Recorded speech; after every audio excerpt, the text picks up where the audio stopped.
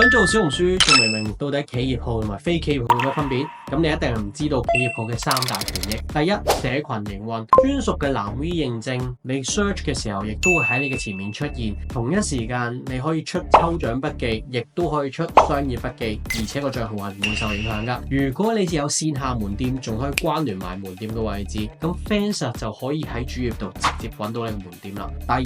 店鋪經營，由於小紅書咧就唔鼓勵流量外流，開通企業號嘅時候咧就可以開通小紅書嘅店鋪，咁所有人都可以直接喺小紅書入邊就買到同埋賣到你啲嘢啦。咁發佈商業筆記嘅時候咧，同一時間亦都可以將你嘅連結擺埋落去，直播帶貨同樣係咁，所以賬號同埋店鋪就可以直接關聯，咁粉絲就可以俾一啲種草筆記點入去嘅時候就可以直接到你個店鋪度購買啦。第三樣嘢就係商業推廣啦，淨係得企業號咧先可以開通到小紅書嘅兩大官方平台蒲公英同埋聚光。蒲公英咧就係可以攞嚟選擇同達人合作嘅，聚光啦就係可以投一啲叫 app boosting 啦、search 嘅 keywords 嘅一啲 marketing 啦，同埋一啲 brand 嘅廣告嘅。所以想做大你自己小紅書嘅生意嘅話咧，認證企業號咧係你開始嘅第一步。